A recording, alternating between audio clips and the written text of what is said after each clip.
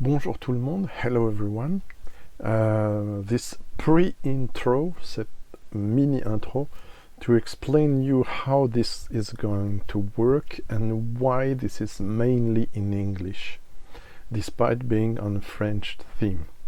Voilà, donc je vais vous expliquer pourquoi, d'abord en français, ensuite en anglais, je fais cette vidéo, majoritairement en anglais. J'explique pourquoi en français, ensuite en anglais. So we'll explain first in French and then in English why I'm doing this video. Bear with me for the English-speaking audience. You can also have a look on the timer in the description if you want to skip the French part, introduction, to go straight to the English one. Thanks, and I hope you will like it. Voilà, donc introduction en français. Je fais cette vidéo un petit peu en retard parce que j'étais malade et je ne pouvais pas consommer d'alcool. Dans le cadre de la journée des spiritueux français qui a eu lieu le 31 mars, organisée par Cédric Ferreira et de So Whisky et Franck Di Napoli, deux influenceurs, blogueurs, critiques de whisky, on va dire, pour faire plus court, qui ont eu cette initiative, si je ne me trompe pas, en 2021, la première fois. Sinon, corrigez-moi en commentaire, afin de susciter un intérêt plus grand pour les spiritueux français, car je pense, et je l'ai déjà dit sur cette chaîne, c'est très probablement la France est probablement le pays avec le plus grand nombre de spiritueux. Le nombre de spiritueux différents m'échappe. J'avais l'information, je suis désolé. J'ai fait beaucoup de recherches pour ce sujet, mais il y a toujours des choses qui m'échappent. Très rapidement, pourquoi je fais ce sujet avec 10 dégustations de whisky et au total 30 whisky cités. Pourquoi le whisky plutôt qu'un autre? J'avais dit que l'année prochaine, cette année, j'allais faire plutôt cognac, whisky et cognac, whisky et autre chose que du gin. Parce que l'année dernière, j'avais fait gin, whisky, armagnac.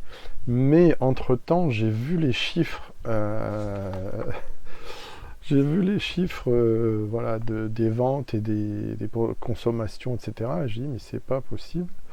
Et aussi, j'ai eu une interview, m'a marqué, celle de David Roussier de Varanghem, Aymeric Distillerie, où il expliquait qu'en gros, 70% du whisky qui se vendait en Bretagne, 20%, les autres 20% se vendaient en France. Donc il y a aussi un gros effort à faire interne de pédagogie sur le whisky, et 10% seulement à l'étranger.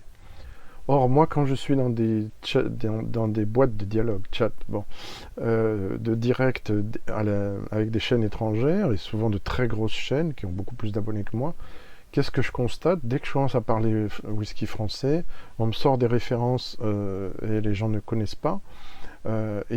Parfois, ils sont prêts à y aller, alors que c'est pas forcément ce qu'il y a de plus intéressant qui est exporté. Il y a des grosses machines, entre guillemets, qui proposent des choses qui ne sont pas forcément pour moi aussi intéressantes que ce que j'ai sur la table. C'est mon choix, c'est subjectif, bien sûr. Et donc, pour aller très très vite en français, qu'est-ce qui se passe? On a 63% des Français qui disent consommer du whisky. Alors après, je passe sur à l'apéritif 44%, digestif 17%, soirée 35%. Il y a aussi la question des cocktails. La conso, les plus consommés en France, oui, 79% rhum, 72% whisky, mais 72% whisky écossais et autres. Si on rapporte ça au whisky français, il n'y a plus que 5%. Le cognac est consommé à 47%. Seulement, il y en a beaucoup qui est consommé visiblement en cocktail. Et les 70% en part des spiritueux, là si on parle de valeur, donc en vente à l'étranger, 97% du cognac en valeur, 70% en volume. Et en gros, le whisky, c'est que 5%. Et même si je fais aussi ce sujet parce qu'il y a un record battu de 1 250 000 bouteilles vendues au total, dont seulement 75 000 en France, seulement 1 250 000 bouteilles. C'est 0,6% de la production mondiale de whisky, comparé à 175 millions de bouteilles de whisky écossais vendues. Les taxes, on est à 71% en France sur le whisky, on est entre 75 et 78 en Écosse. Le chiffre d'affaires, pourtant, c'est 35 millions d'euros en 2020. Voilà, ça c'est pour les stats, très rapidement. Ensuite, je vais vous faire un petit... Alors, ça sera en anglais, mais j'y reviendrai probablement en français. Un petit historique du whisky français. Et donc, ce que je souhaitais faire, c'est faire déguster aux gens des choses à propos des notions de terroir. Il y aura le Hautefeuille Parcelle Hangar, le ROZELIEURES Les Chauffourrs. Ensuite, on reste dans l'artisanat de chez Artisanat, si j'ose dire, parce que ROZELIEURES est à l'échelle industrielle. C'est maintenant la plus grosse distillerie en termes de capacité de production. Elle vient de la tripler, je crois, doubler ou tripler. On est à plus de 560 000, voire 640 000, si je vais vous dire ça tout à l'heure, en anglais. Mais de toute façon, ne vous inquiétez pas, tous ces whiskies, si c'est pas déjà fait, les dus, c'est déjà fait. Je vais les chroniquer en anglais et une partie en français où je ferai un résumé en français, on verra. Ensuite, donc, j'ai le Arlette, qui est une distillerie Descendier, qui fait la Arlette. Donc, là, on est en Charente. C'est les nouvelles distilleries qui font du cognac. Donc, Edu, Brocéliande. Là, on est sur le blé noir. Ensuite, la pionnière Varanghem avec Armorique. Là, j'ai le 10 ans que je viens de recevoir et que je viens d'ouvrir. Lüberach, donc c'est distillerie Bertrand. Là, on est en Alsace, avec le casque bleu. Artesia, le fût de Porto Blanc. C'est pas marqué brut de fût, mais bon, c'est 55%. C'est un single cask. Ensuite, on est sur du négoce de la distillerie Hepp par Aymeric ROBOREL de Climenses, avec le grenache de l'année d'avant, il y a 2 ans. Et on finira avec le KORNOG. Alors, hélas, pas celui qui a gagné, parce qu'il est très très cher. Mon prix du meilleur whisky 2023, mais un qui est très joli quand même, le Coteaux du Layon 11 ans. Voilà. Donc, je reviendrai sur tous ces whiskies. Désolé si c'est un peu frustrant pour vous. Et voilà, donc je voulais vraiment sensibiliser le public anglo-saxon à ce qui se passe. Et maintenant, si vous êtes anglophile, suivez ce qui se passe. Sinon, je reviendrai sur ces sujets en français. Et merci de me suivre. Right, let's go in English now. So, what I wanted to do is, there was an event called Journée des Spiritueux Français, French Spirits Day, organized on Instagram mainly, but not only, by 2 influencers, reviewers called Cédric from So Whisky and Frank from Frank Di Napoli. On Instagram, one of the biggest accounts about French whiskey, along with Pete Dreams, Laurent. So yeah, and why did I choose this year to talk about French whiskey? Like I said in the French version of the introduction, because Cognac and French Isles rum are rather popular. Cognac exports 97% of Cognac. Gotta bring back my numbers. 97% of Cognac is exported. In value, it's 70%. There's a bit of decrease, but last year, but still very high. And while the production of whiskey at the world scale is 0.6% only, French whiskey, I mean. So it's around 643,000 liters in 2022. And we sold it's a breaking record, despite that, in 2023, 1,002, 1,002,000 250,000 bottles. We sold, but only 75,000 in export. So 16% only, 16.5% only of our production is exported, which is a pity because there's a boom currently in whiskey distilleries in France. When I started my journey, there was only 5 distilleries, 25 years ago. In 2020, I'm going to explain that there was about 20 distilleries, and now we're speaking about 130 registered, and depends how you count it, 83 or 93 with a finished product, and let's say more easily to find, rather 50, 50, let's say, and 40 abroad. Check that on several platforms such as Whiskey Exchange. I'm not paid by them again, but I have to pay homage to them for bringing around 40 whiskies from 18 different distilleries in UK. So kudos to them. Master of Malts, other platforms as well. So yeah, that's why I wanted to highlight also, because I get a lot of questions, and often the brands that I consider not the most interesting, with a big exception, are the most easily to be exceptions, most easily to find abroad. Especially in the United States, we see some weird brands which are for me more industrial and touristic, let's say, picturesque rather than really serious distilleries, in my opinion. So what I wanted to do, I wanted this time to do an overview in which I will not go deep into the history of each distillery, because I'm going to review them all, and some have been already reviewed in my channel.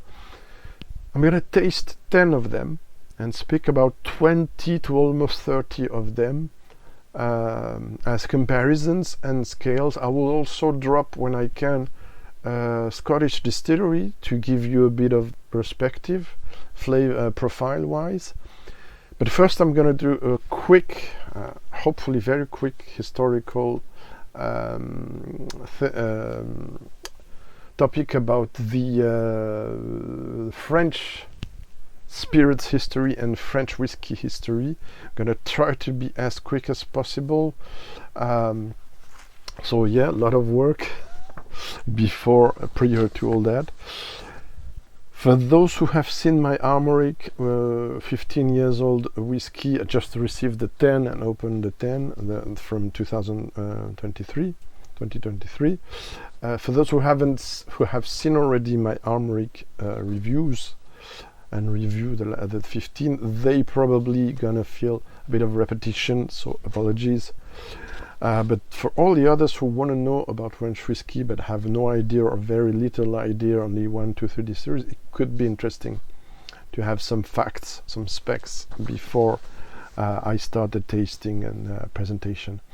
So to put a long story short, if it's possible with me, I don't know. Everything started in terms of traces we can find in books, in different registers of religious, because everything, I mean, the monks seems to have brought through St. Patrick, it's the legend, but we also have this kind of legends in France. The distillation process system, from, of course, perfected in Western countries, but 3,000 years ago in Egypt, it's the Copt monks who were doing that mostly for perfume, and then slowly begins to become something more medicinal, of medicinal use. But 1310, we know we have the 14th century, sorry, we have the first traces of mentions of distillation in different books or in different records. At that time we speak about distilled wine, so rather brandy, and spice added and botanicals added. Now the first mention we have is from 1310 from Frère. When I say Frère, it means always friar, So it's a priest. So it's a believer, a monk. So Frère Vital Dufour mentions in a book the vin ardent wine, so something very strong. Arnaud de Villeneuve, the doctor, in 1320 mentions in his treatise about wines, he also speaks about ardent wine, vin ardent, and he mentions distilled, spiced, and aromatized with honey and botanicals. Now in 15th century, things started to go more on a bigger scale, with the first traces more in the 16th century of Armagnac production, which is simple distillation of white wine one time, even if first in column steel, very, not very sophisticated, of course, in the 16th century. It's only in 1972, and I learned that, I didn't know that before preparing the topic, that pot still, Alambic Charendais, the French equivalent, was allowed to produce Armagnac. Before 1972 it wasn't. At that time also there's a guild of distillers, corporation we say here, who also reports the first traces of distillation, medical use only. 17th century, you see the Cognac appearing, also the first traces, double distillation of white wine. The thing is, wine is very important in France, and in order to protect them with an excuse of medical and other things to preserve from starvation and the people, etc., King Louis XIV, Louis XIV, very surprising also, in order to protect the winemakers, he forbids any other distillation than wine. That is why most probably we don't have any whiskey before the French Revolution. So Révolution Française, French Revolution, 1789, the distillation of grain, céréales in French, all types of grain, is allowed finally. We have to wait though, because there's a bad episode in 1815, 19th century, with the volcano Tambola in Indonesia, who provokes a lot of pollution worldwide, including in Europe. So there's a real starvation now at that time. So the state, the government at that time decides to keep the grain harvesting, the grain culture, only for food. Now in 1817, Joseph Clessens, which comes from north of France, there's a big tradition of juniper in north and in Belgium and in Netherlands. He distills juniper for the first time. 1853, we have the first distillation by a company registered as such in state registers as doing grain spirit. And we have to wait until 1894-95 to see the first whiskey arrangé, like you have rhum arrangé, as a spiced rum with fruits and spices. At that time they were adding orange and cherry. Can you believe that? Now, to go back to more recent times, in 1900 French, so 1900, Léopold Warenghem, who comes from the north, creates first in the north and then moves it in 1967 the first French distillery officially, even if there have been some bit weird attempts. There was one whiskey called Le Bignou, also from Brittany, but it appeared it was not a French whiskey, it was sourced, so Scottish. Now that said, the first French whiskey ever produced officially in 1983 and released in 1987. Just a second, sorry. Right, sorry. The first, this whiskey breton, I learned it recently in an interview of David Roussier again from the distillery, that contrarily to what was said in the beginning, it is not 100% French whiskey. While the wheat, there's wheat and malted barley, while the wheat is French, but not completely as I understand it from the distillery, the barley was came from Scotland. So whiskey breton, not so much breton. Still, it was an interesting whiskey, a bit divisive, because the wheat brings something different than the corn. So part of the French audience loved it and the other part hated it. Sorry, that said, it was the beginning, not the true, but the commercial beginning series of French whiskey. Now, we had to wait for, also very important, in 1980, Scotch whiskey starts to be very successful in French, at a point where some years later, and until I think last year or so, the first whiskey, the first country drinking whiskey in percentage of population, was France, ahead of everyone else. For blends, for single malts, it was the United States. Right. So some people like Gilles Lesourd, helped with Bernard Le Pallec, thought maybe they travel into Scotland, they love Scotch whiskey, they think there may be something to do in France with whiskey. So Gilles Lesourd takes over the Warenghem distillery and decides to launch the creation of whiskey. But before that, in 1986, the Distillerie du Menhir, doing the Edu, is created. But at the time, they do only Lambic Pomo, which is products derived from cider from apple, and so it's spirits made based on apple. Now, the Warenghem distillery in 1993, 1994 starts really his first distillation of French whiskey.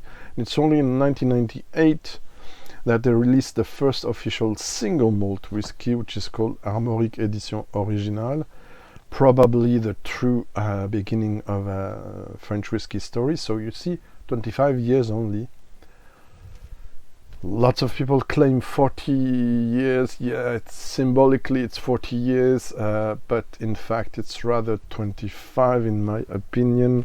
And in fact, I don't have the version original, but one of the most interesting one in its ancient delivery, the classic.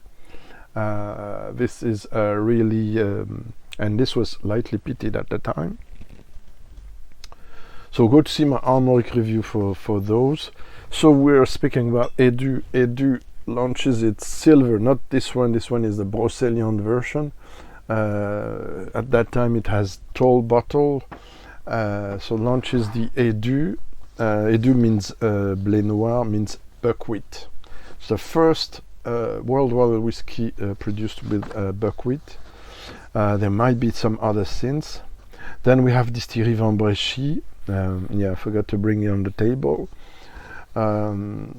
Which is come from the one I talked before, Claessens. Then we have one in Elsass. Then we have one, I forgot to bring, the one I worked with, Northman in Normandy. 2006 we have first Distillerie de Monsieur Balthazar trying to do with hedgehog bourbon-like whiskey.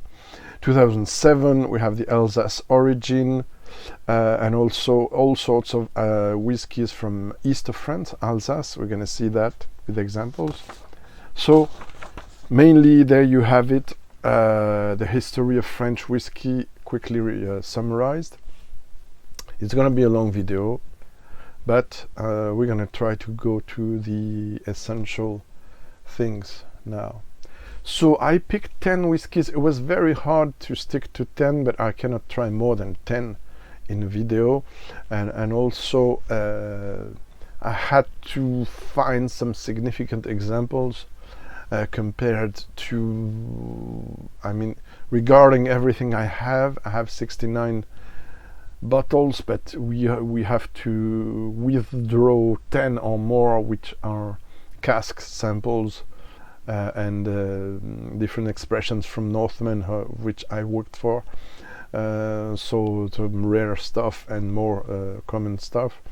So if I withdraw 9, let's say 60, I have 20 distilleries out of the 40 that are easy to find, and out of the 83 probably plus that are available. So it's not so bad a ratio, considering I did a pause in maybe 10 years not buying French whiskey, because there was not already the French wave that is from a few years, and like I wrote somewhere, but I don't have it now. To put a long story short, for me there's 3 families of French whiskies. We're going to see that closely with examples. First are the pioneers with again Aymeric. The pioneers, the first ones, were somehow looking to match Scotch whiskey profiles. So for those who are a lot in Scotch whiskey, they will be reassured with the profile of the Aymerics. Same also as for KORNOG or Glenarmor from the same distillery. Those 2 distillery from Brittany are very much sticking to the Scotch example, sometimes even more Scottish than most of the Scotch, with direct fires, warm tubs, etc. For KORNOG. But yes, the French wave is very much, pretty much bourbon sherry driven maturations, though, and I'm gonna go back to it, French whiskey, Celtic Whisky distillery, they're called now, doing the KORNOG and the Glenarmor. They're before they start distilling Glenarmor, where they are, yes, at the end probably of the list. Sorry. Gotta see. Yeah. Before they start distilling in 2004, but in 1997 they run indie bottling company, Celtic Whisky company, which were sourcing whiskey from Scotland and releasing them like that, or finishing them in wine cask, and they were the first. They dispute being the first over Glenmorangie of Sauternes sweet wine finishing. And I have an fantastic 15 years old example of that, a Speyside and Disclose, which I highly suppose it's a Macallan, still a few centiliters somewhere. Right, what do I wanted else to say? We're gonna start with a new distillery. Yeah, first wave looking at Scottish whiskies. Second wave is a bit more diverse, with some very distinctive, very singular distilleries like Distillerie de Menhir, who does the Edu, because buckwheat is absolutely not common, and it's also not a cereal, polygonacé we say in French, not exactly a cereal, but that's why it's called whiskey. It's not called single malt or single grain or anything else. So despite this very singular example, the second wave of the French distilleries around 2010, we are going to rely more on wine casks. And this is where I left them for many, because and keeping buying Aymeric and Glenarmor. And for almost 10 years I was a bit put off with all those wine casks, because the distilleries were saying, we don't want to be Scotch, doing Scotch whiskey, we want to do French whiskey. French whiskey, what do we have? We have the art of distillation, yeah, we have the cask, but we have the wines or the beers at a certain extent. So the first trials, let me tell you, with a few exceptions, were horrible or not very interesting for me. So I left the French scene, and when I did go back is when I saw some new players doing absolutely crazy good job with wine casks. And then there's this third wave, which I consider being around 2017, is when French whiskey started to have a bit of success here abroad, less still, but and Cognac producers, Calvados producers, and at a minor extent Armagnac producers understood there was something to do, especially because French law forbids Armagnac distillations and Cognac distillations after the March 31. There's a question of terroir, of seasonal work. So basically there are stills, and it's really strange, stops at March 31, and then the rest of the year, what do? They blend what they have, what they receive from other companies, but they're not doing something else. So why not use the stills all year long to do whiskey? We're gonna go back to this when we're gonna taste whiskey, an example. So what's first? First is gonna be this. The pedestal. This is a craft distillery. It's a new generation. I thought it was cool to start with this one. Also a light profile. HAUTEFEUILLE. So it's called Monoparcellaire. Technically, I mean, only from one parcel of the farm. It's a farm. I don't know. Yeah, it's on the other side. So this one is Parcellaire Hangard with a particular story. Yes, this is non-chill filtered. I think it's not colored either. What do they say? It's a bit tiny. Yeah, during the First World War, the founders, Jean and his brother, were pilots, military pilots, and this very old plane you can see there was shot down during a fight, aircraft fight, and so he was shot down and arrived in the exact parcel where they had to decide which parcel we're gonna use, and the Jean, who he was his grandfather, so he said, we're gonna choose the parcel where the plane landed to use for our. It's very clayish. The soil has a lot of clay, and they say it will be not first parcellaire, parcel whiskey.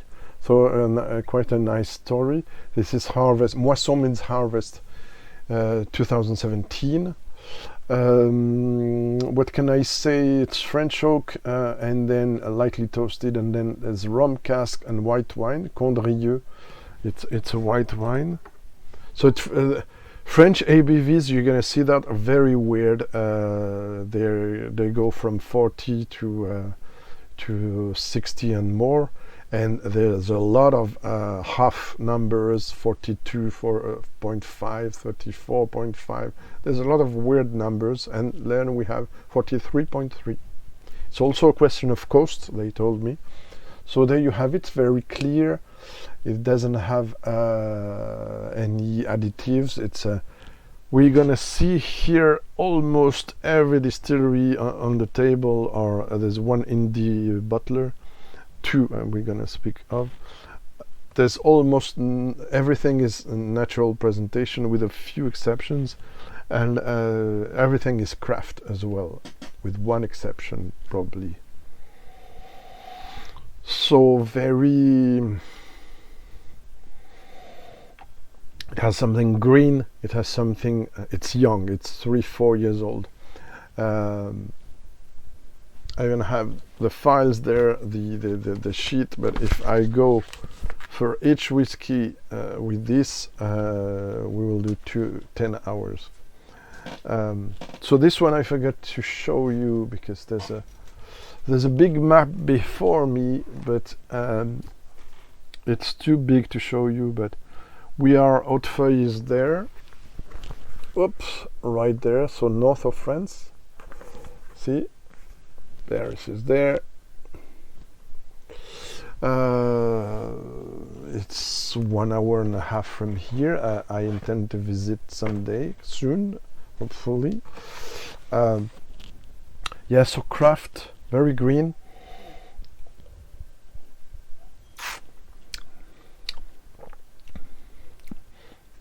Yeah, very clean on the malted barley. We can feel it was a bit naked if there were not some wine and rum cask involved. I can feel that. I tried other expressions with different kind of cask, and I found this one was most interesting, along with the peated one called Esquisse number 14, numéro 14.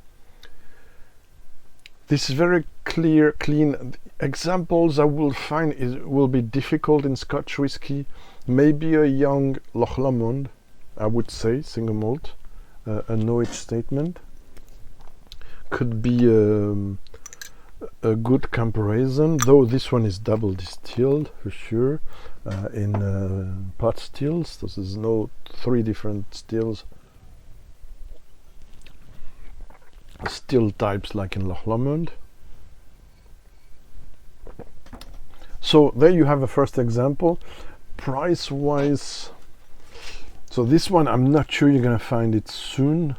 It's still at 58 euros, still a tiny distillery.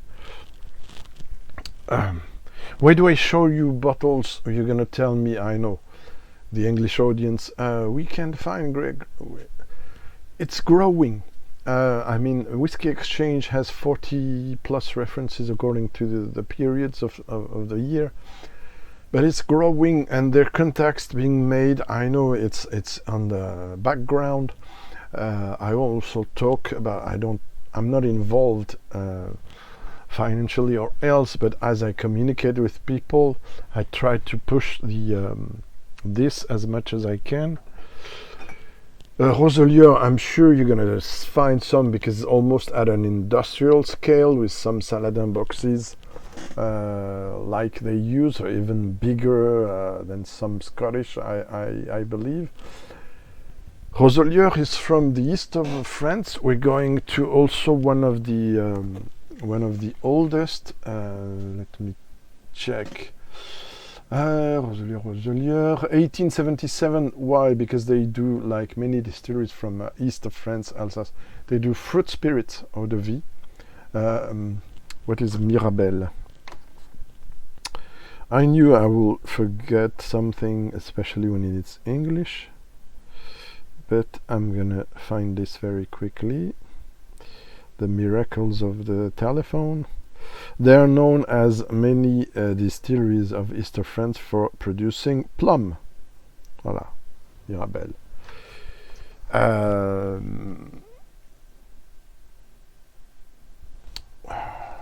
Oh yeah, it's in Lorraine. Sorry, it's not in Alsace, in Lorraine, but there are two. Alsace is there, Lorraine is there, so you know the two very neighboring regions. So for them, the history of their whiskey starts rather in 2002, and first whiskey release in 2007. I have to be honest, there, as always, the core range. If I might have changed, but I don't like the core range 3-4 expressions. There's something in the profile that I don't like. But last year I think they really upped the game with this Parcellaire.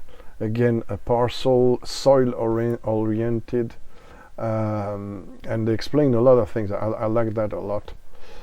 Even in the box you have, I think they upped the game with this series, which you can see all the parcels, and this one's a bit too glossy, so it's hard to show on cam.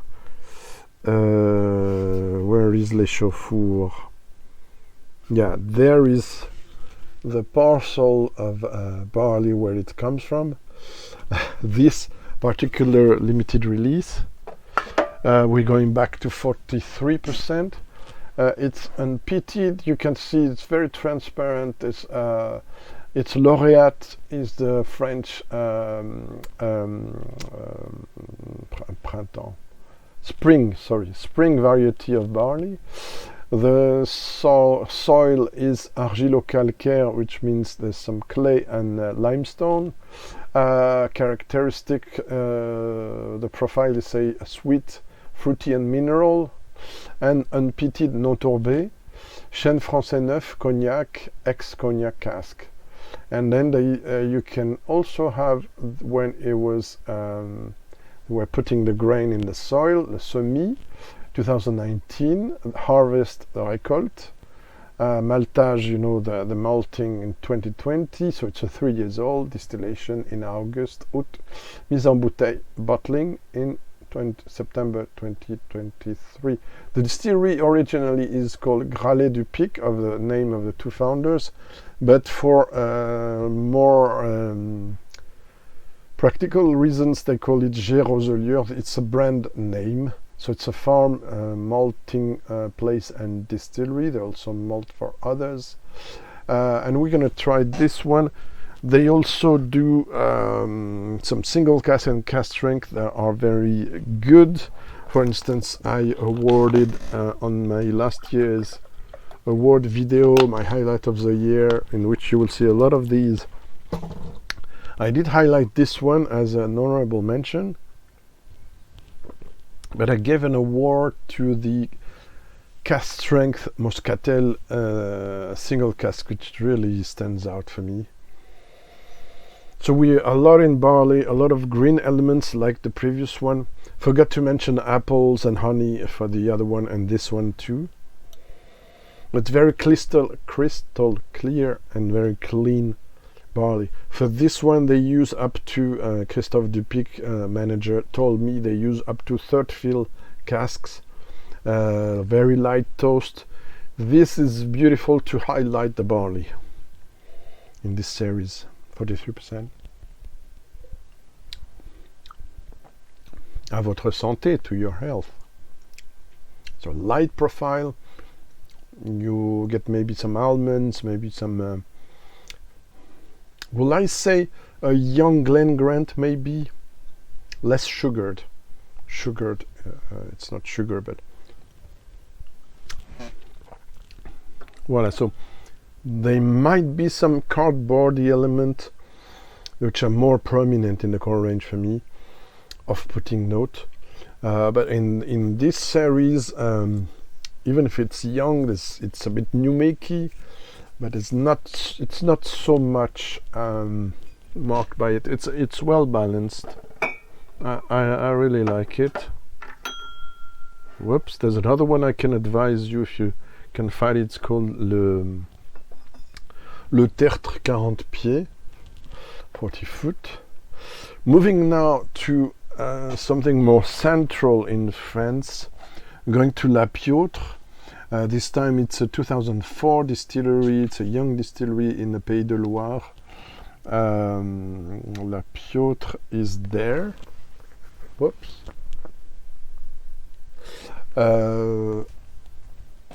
This one is pretty interesting.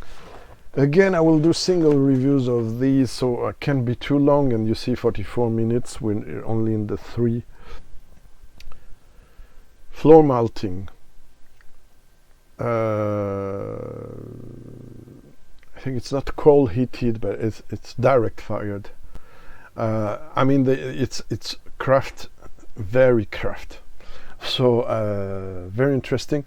This one also relies on wine, but local wines only. So that's interesting. Sweet wines like Coteaux du Layon, Coteaux de Laubance.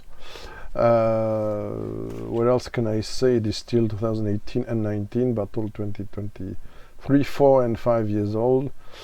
Ex-Cognac cask as well.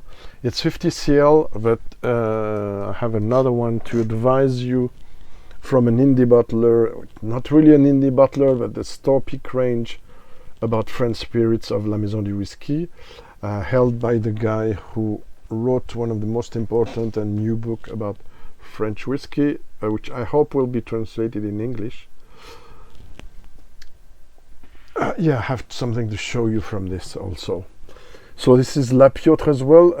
Well, this one is wine, sweet wine cask. This one is porter cask, porter beer cask. Very interesting. It's almost, like I said, somewhere liquid Irish coffee whiskey. Very sexy. And 70 cl. It's a bit expensive. This one is around 50. I mean, the other one is more expensive, around 80, but it's 70 cl and craft. So there we have it. Clear yellow. Very clean profile, even cleaner, I think, than the two previous one. There's so much sophistication there.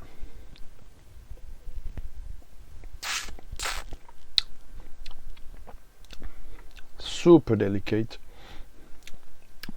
Bit of minerality. There's something, I don't know if I could compare to a Scotch again. Looking at my Scotches, but wow, it's hard. I didn't thought for each whiskey which oh, I forgot to say, no, not this. Oh yeah, this one is organic. When you see this leaf, normally in green, white on green, it means it's organic. Interesting. So it's malted, the wash is made there, and distilled and matured at La Ménitrée in France.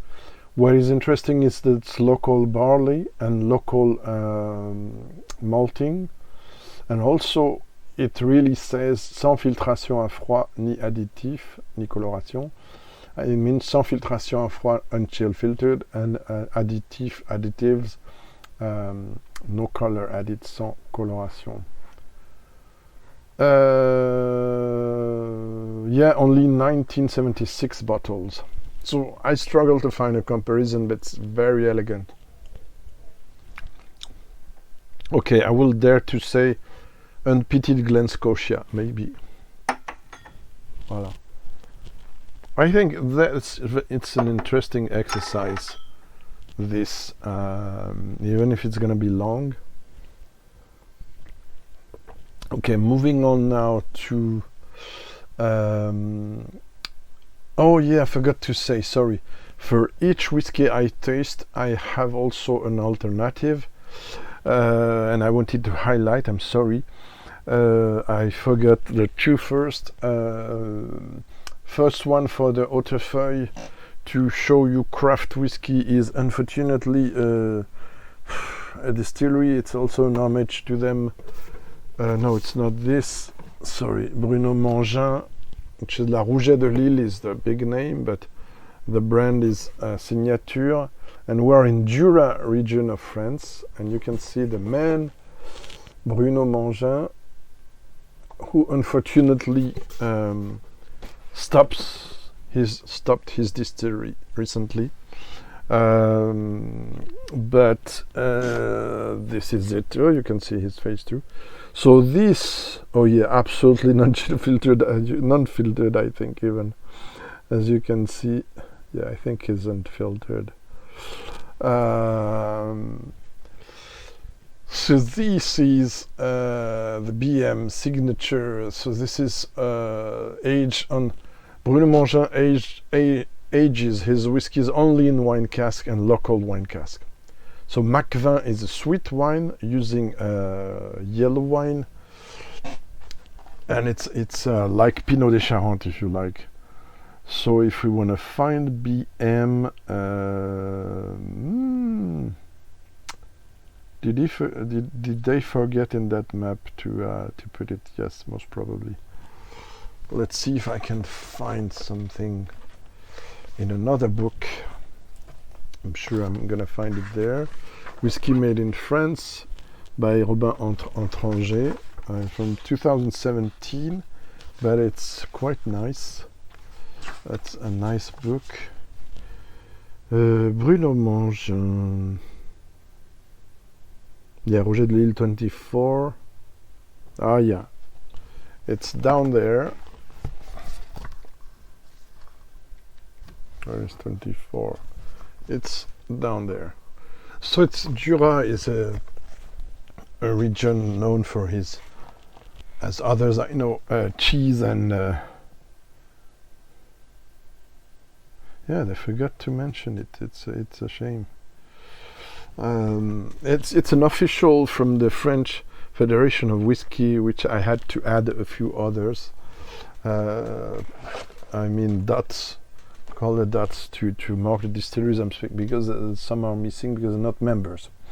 So okay, let's go. We're not gonna taste this one now, but it's quite funky, less funky than the ones with vin jaune, but still interesting. This one is on the sweeter side and more approachable.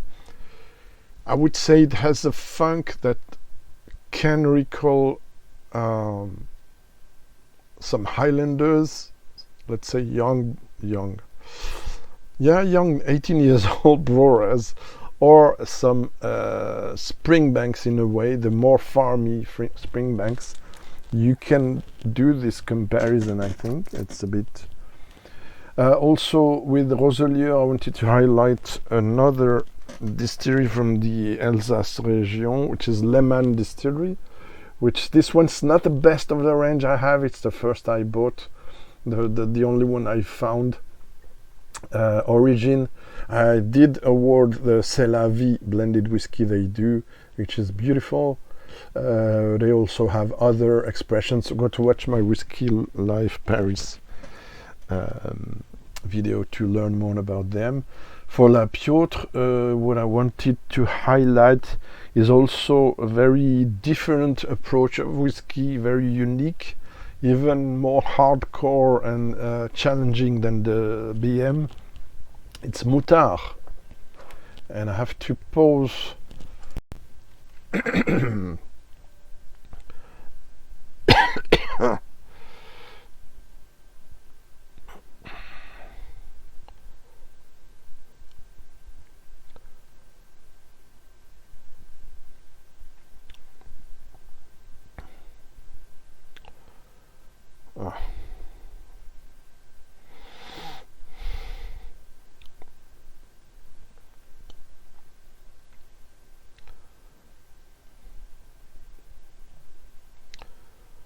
Okay.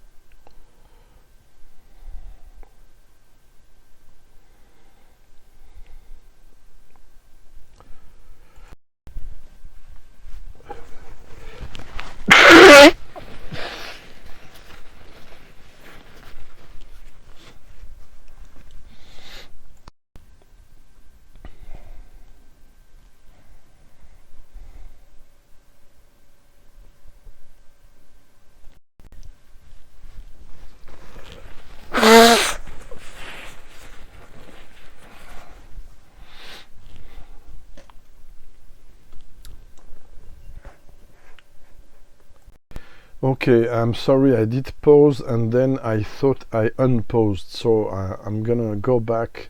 I don't know exactly where I was. Probably I didn't try it. This is annoying. Okay, I'm gonna try it again.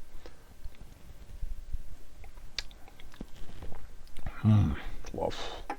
Luscious notes, peach, apricot, candied fruit.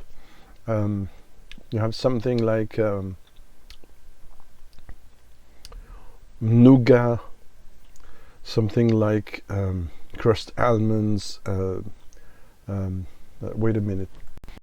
Well, I hope it's not going to be a double review, but I had to pour a little more.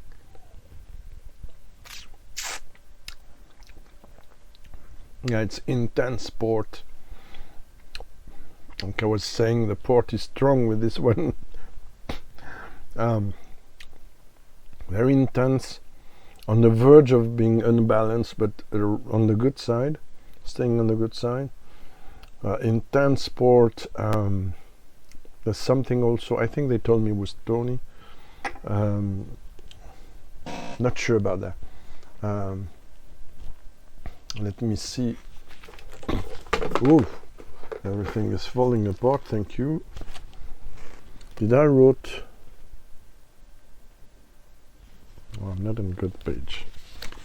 Oh man, it's so hard to do such a complicated. Well, these are gone. No, just white port. I don't have other precisions there. Like I said, it's exuberant, almost a rye and wheated bourbon profile. Sorry. I get nougat, I get all kinds of chocolate, I get candied cherry, angelica, also some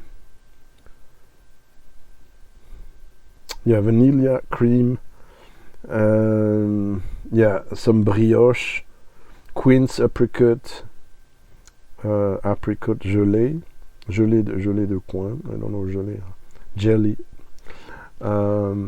There's some spices, ginger, white pepper, moderate tannins. There's some solventy estery note like in cognac, and some cognacs.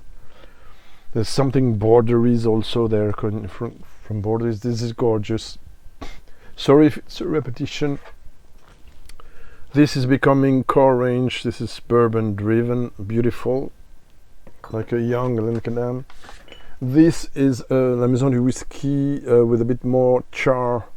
It's the first whiskey in which I found Fût Noir black cask, in which I found arnica note, which I never did before.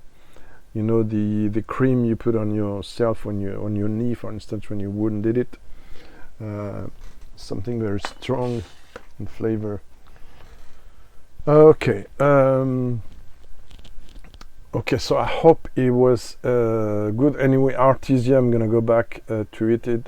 It's the distillery, I mean TOS Distillery, which had 8 the most numerous awards in my Highlights of the Year video. If you haven't seen it, 8 awards for this distillery, over anyone else this year. Okay, we're gonna go now to the master, like I say. I interviewed him. He's French, yeah. The master of wine finishes, Aymeric ROBOREL DE CLIMENS. I know this is hard to get, but I understood you can order that from his, if I'm not mistaken, double check, write to him. There's an English version of the website. You can go visit there. I'm not there to advertise, but this is a Finition Grenache. What Aymeric does, it's a kind of French compass box, but exclusively working with one distillery and with all different types of Bordeaux region wines. But this guy worked, I mean, 2 decades, 1 decade in the wine industry, and he absolutely knows everything about wine. And I think he knows also how to, because he worked at a time in the distillery was sourcing for the first ever, I think one of the first ever with Jean Boyer indie bottler. We're gonna go to indie bottling also a bit after. So this is Johnny Hepp, play of words. This is the Alsatian whiskey. He relies on beautiful, very fragrant white wine cask driven ultra floral whiskey from east of France. Hepp does also something more moderate but also beautiful with sherry cask with the Tarsis.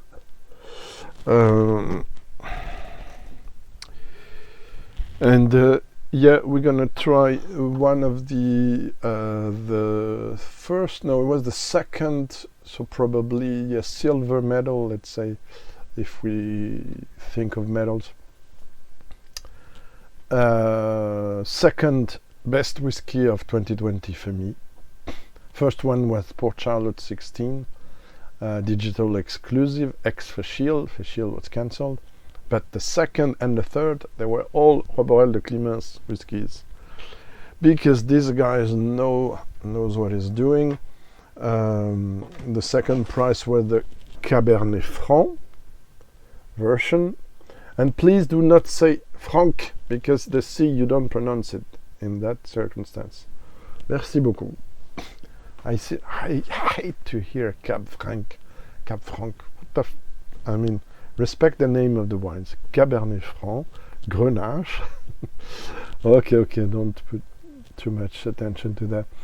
Grenache is the grape variety. The wine is the Banyuls, sweet wine cask. So yeah, 2 casks of Banyuls, and this was also limited release, 550 and 50 cl. I know it's around 70 or 80 euro. It's a bit expensive, but the craftsmanship there is absolutely top notch for me. Also, I love how they disclose everything there. If it focuses, I don't know, it's in French. Okay, let me read it. French origin barley from east of France, malted, brassé, washed, I guess, distilled in Alsace.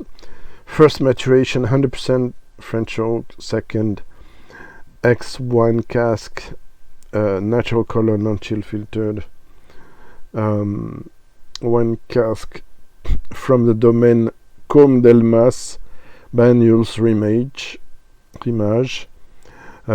You get everything specs wise there. I mean, you can go more deep into the into things, and the best thing is to try it.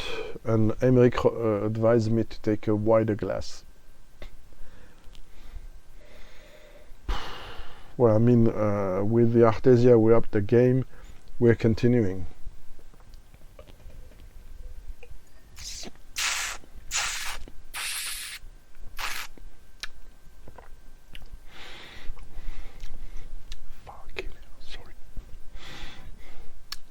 Hint of struck matches at the beginning, and then it's all about noble fruit, noble oak.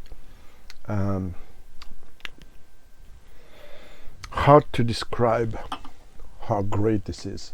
So maybe I'm gonna read. Where is it? I'll try to translate.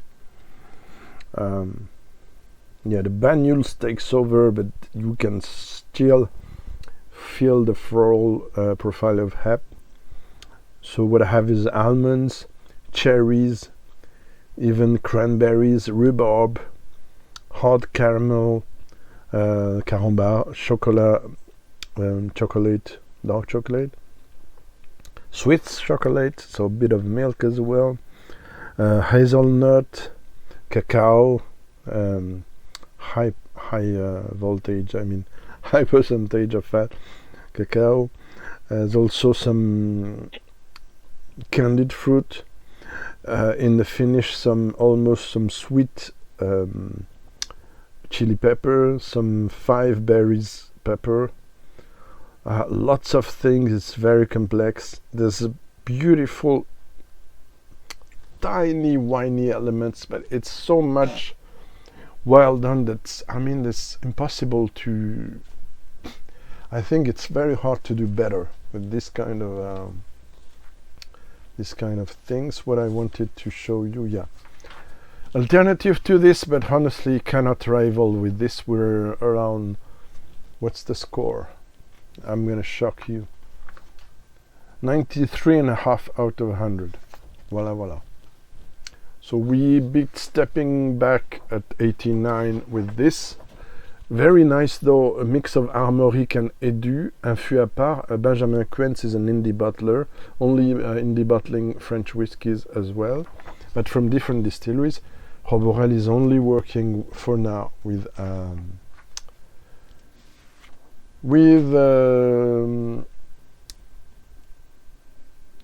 Hepp, and yeah, I see I forget something.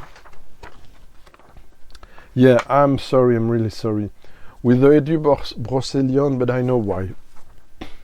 I wanted to speak about another craft distillery which is absent from this selection for a good reason, unfortunately.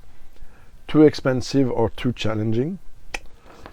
This is a new look of the Domaine des Hautes Glaces, very craft farm and distillery also. It's for serious people, they're doing serious stuff, but even with the new occurrence of 50 cl instead of 70, gorgeous packaging except non-practical information wise at all. Those are okay, a bit challenging, but those are nowhere near the version I love the most, which was Climat Les Gabert from the Moisson range. 10 years old, unfortunately, it's 200 euros a bottle. Come on. So that's also why I don't have in my collection. Well, désolé, mais it's how it works. If the value is not, you cannot justify the price, or, I mean, and the same for something else I'm going to show you, unfortunately. Anyway, Roborel de Climens, what else do I have? Also, there's more approachable and affordable, less expensive, 50, 60, even less. 46%ers are even 40%. This one is the Sauterne cask. Semillon is the grape variety. This is also 4 years old. I can also advise you that. And they used this as a basis to do a new version which is called Le Tourbet, éphémère, cuvée éphémère, ephemeral cuvée. Lots of things, I know. So hopefully, but well, it's the conclusion for later on. Glenarmor Distillery used to be called Glenarmor Distillery, the most, probably the craftiest and the most Scotch distillery, like with Armorique Varanguem. Glenarmor Distillery took over by a bigger company, and they changed the name to Celtic Whisky Distillery. So this one is in Brittany, on north. So there you have it. See, this one is one of the craftiest and the oldest. And like I said, they used to do indie bottling of Scotch whisky. First in the late 90s, and 2004 they started distilling. 2013 they started distilling. And no, what's this? No, there's a mistake. There's a mistake there. I'm sorry, why did I think it's another line. 2004, yes, they started distilling, and 2008 the first expressions, I have them, so, and I even tried a new make. So this is the unpeated version. This is a bourbon barrel. This one is still there with another look. This is very nice. This is now, this is more Maris Otter barley than before. So it's quite close to let's say a Highlander single malt. Natural presentation, and one of the most impressive things to remember is also, or is it? It's in French and in English, so you cannot complain.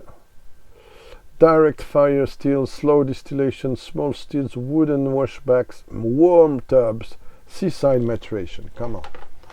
So these are the masters of petit whiskies in France, without a doubt. This is the unpitted version.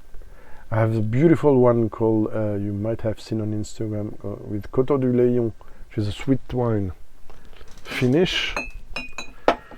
You can find this, which has lost his Brittany name, ROZELIEURES, also 46%, 70-80 euros. It's a bit hefty now. Double the price, but it's a masterpiece. It's a single cask of. This is pitted, and this is also with 11 years old, and this is Coteaux du Layon cask, sweet wine. And this is non-shielded, non-colored, 50% ABV. Again, I have to pause, I'm sorry. I thought I could do less than an hour, but it's impossible. Okay, let's go for this one. And I will give you a quick hint about the future of French whiskey. So I took a bigger glass for that, the Spiegelau, which is a beautiful. The legs are insanely sticking to the glass. I hope you can see them. Yeah, a bit. Oh, gorgeous bonfire with some sweet thing on the side, but not cloying. Oh my god. Probably the best glass for whiskey, I don't know. I don't have 10 identical glasses, so gorgeous. Where is the note about this one? Yes. Another very highly ranked. Oh, not so much. Still have to open up, I guess.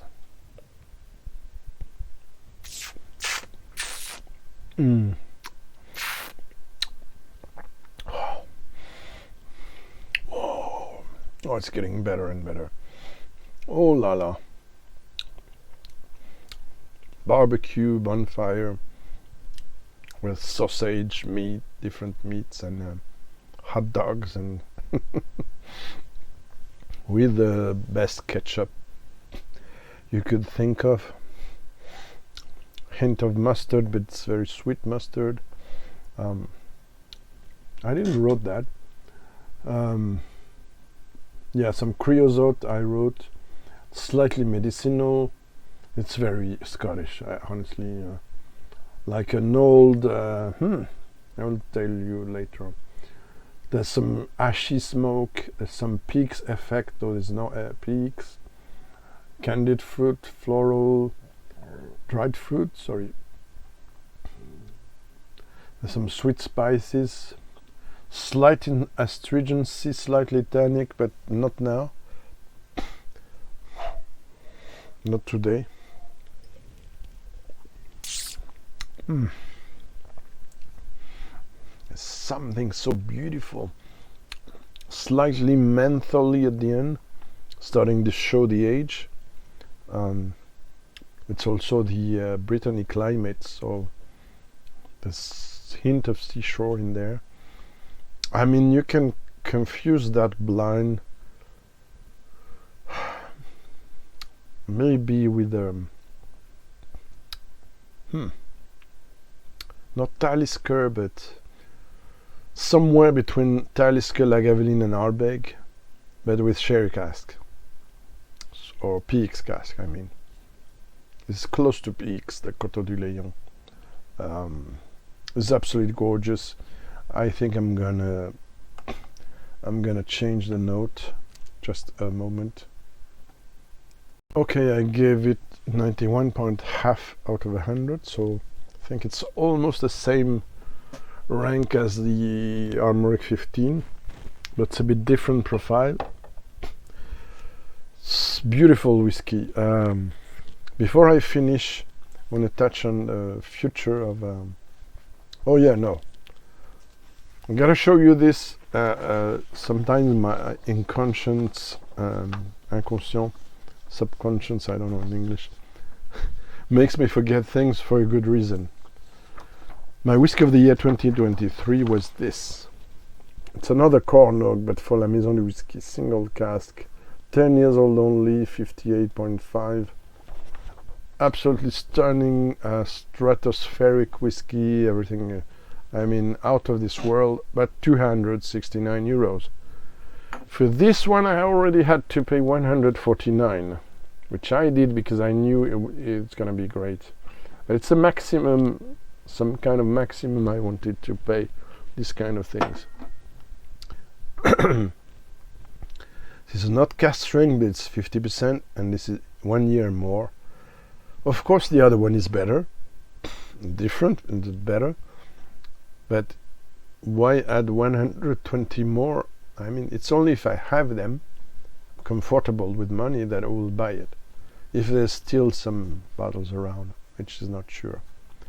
Anyway, I want to conclude with the future of French whiskey, with something that's, I don't have, I'm sorry, the whiskey bottle, the new make bottle. Instead I have a gin from them, which is gorgeous as well. L'Alambic Parisien, which is in Paris. Yeah, Paris. Vincent is maturing whiskey in his warehouse, and the distillate is gorgeous, but I haven't bought it because it's very new makey, and maybe it's not ready, and maybe a 6 months or so distillate will be better. I don't know, but I'm pretty confident he's gonna do a great whiskey in probably now 2 years. So check out Vincent, and if you're in Paris, go visit his distillery of gin and whiskey, and you can try his gin, and it's very craft, super craft, very fragrant, very floral, citrusy gin. Aside from it, we're back in Auvergne to finish. Auvergne, center of French, where his distillery SCORIES is there. So very isolated, very craft, micro. I forgot to say boutique distillery. On the table, Hautefeuilles, La Piautre, are the most boutique smallest distillery, along with this one. Tiny production. This one is not whiskey, it's 6 months new make. But this is gorgeous, and this is very promising. Again, this is super craft approach. Very picky. Quentin is very picky about selecting his barley. A barley variety specially made for distillation, for a perfect quality.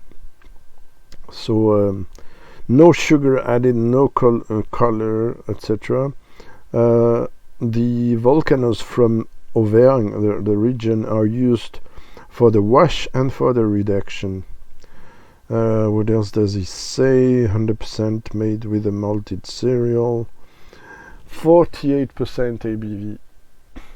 This is, I mean, you can feel it's a new make, but it's very promising.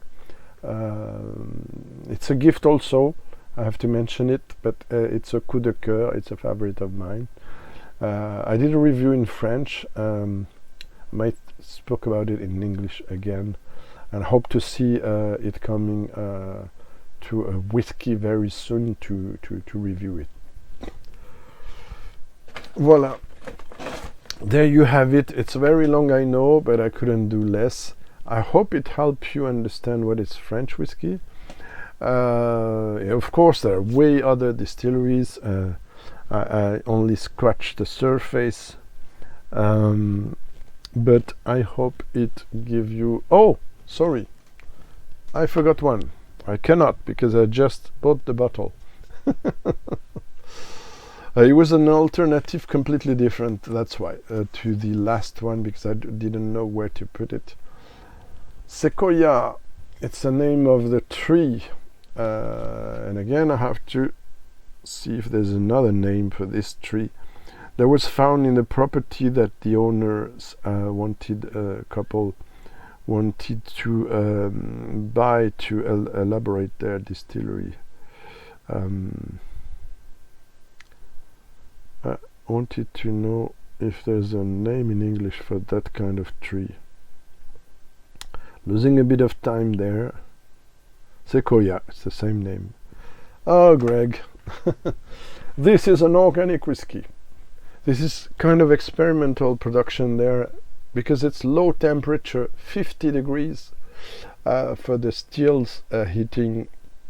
The distillate comes off at 50 degrees. It's only lowered to 43% there, downed. Natural color, non-chill filtered, organic. If you see this green symbol, it means it's certified organic. Again, local. Everything is local. I mean, this is super chiseled. This is young, 3-4 years old, but this super chiseled whiskey, very sophisticated. And I believe this is also going to be very big in the future. So I had to show you this. I just opened it. First try a few days ago, and it's promising. Maybe too low ABV, I don't know, but very promising. So there you have it, SEQUOIA from Distillerie du Vercors, which I forgot to mention, sorry. Whoops. It's close to Domaine des Hautes Glaces, by the way. This is the Alps region. So, French Alps. So there you have it. I hope it was interesting. Tell me what you can find in your area. Tell me your experience with French whiskey if you like. And see you soon for something else. Bye-bye.